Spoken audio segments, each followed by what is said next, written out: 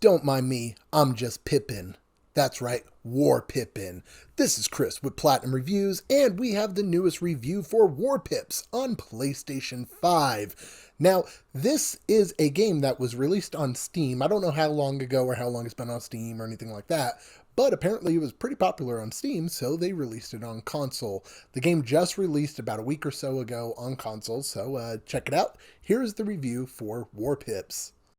Now, before we dive further into the review, I do have to give you a history lesson on a website from back in the 90s, early 2000s. Now, some of you might know about it, but Newgrounds.com. There was a game on Newgrounds.com that was a castle defense game, and you sent out stick figures, I think, and attacked the enemy castle. Newgrounds was like our generation's Roblox, but it was way cooler. Roblox is, I'm like, what are you doing, kids? Stop playing that. Newgrounds, though, that's where it was at. But that game was so much fun. It was like castle defense with stick figures. And I saw this and I was like, oh my gosh, it looks just like it, but not stick figures. And it's very similar, same type of playstyle. So nostalgia right there is just, oh, thank you. So, quick shout out to the developers for giving me a code for this so I could review it. I put a pretty decent amount of time into this, and originally I was going to platinum it, but it's a pretty difficult platinum, and we'll get into that in a minute as well. So, in WarPips, you control WarPips. They're soldiers that you send out to defeat the enemy base. The description of the game, it describes it as a sort of tug of war, which is a very good explanation of the game. As you build money and gain resources, you can send out units. Units cost money, and you have to make sure that you have enough space to send out the units. You send out these units and ultimately are trying to destroy the enemy base. Now, this is going, the enemy base is sending out waves of enemies, one or two at a time, three or four, some difficult ones, and then you get the big enemy wave.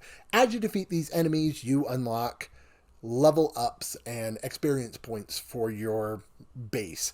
You can use these level up points to upgrade your war pips, gain more money, or allow yourself to recruit more war pips at once. So it's a very good strategy game. Not a lot of depth. It's really simplistic, but it's fun simplistic. So there's conquest mode. Conquest mode sees you in a map where you start at the one place, you pick your army, name them, whatever, and you have to slowly defeat all these different territories to capture the entire island. Now, I liked conquest mode because there was a lot of strategy involved with it. Not only did you have to save your money so you can upgrade and buy new abilities and stuff like that, but depending on what territory you attacked is actually what different loadouts that you got. So you had to pick and choose and be like, I want to do this, or I don't want to do this. I only have two of this one. This is a war pit that I like using. So you had to really pick and choose, and there's strategy involved with it. Now, as you get further in the game and you just get more skilled with it, you just go, okay, I can defeat them with this. But it does get pretty difficult at time, which I really did like that about WarPips.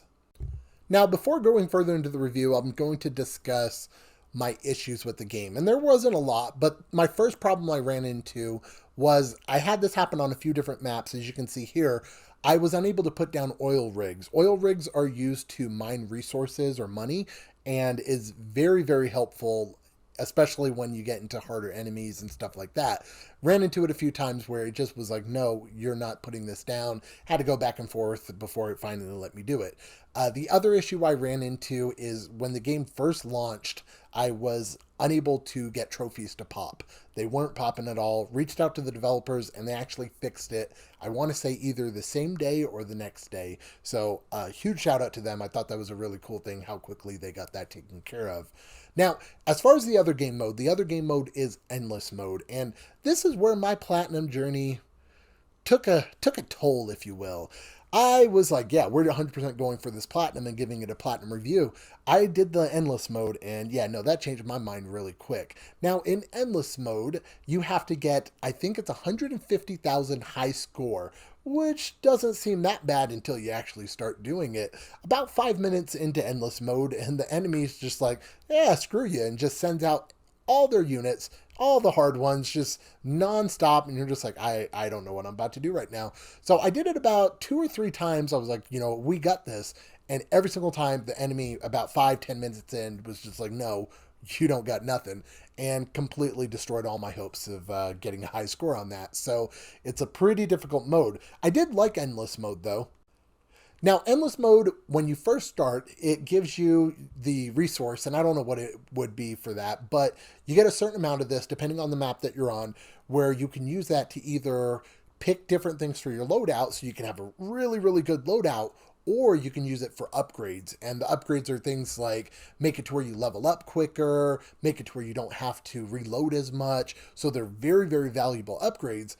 So you can pick that or pick a better loadout. And I like that you can't just use all of them and you have to kind of pick and choose. It adds a lot of different strategy elements to it. So it's going to be a lot of going back and forth and trying to figure out like, do I do this? Because, if you're going for that high score, you're going to need everything perfect. So a little bit rough on that. But I did enjoy the mode, endless mode. I thought it was a really cool feature, a pretty cool mode. And I guess when the game first came out, because I was looking at stuff, they actually didn't have endless mode.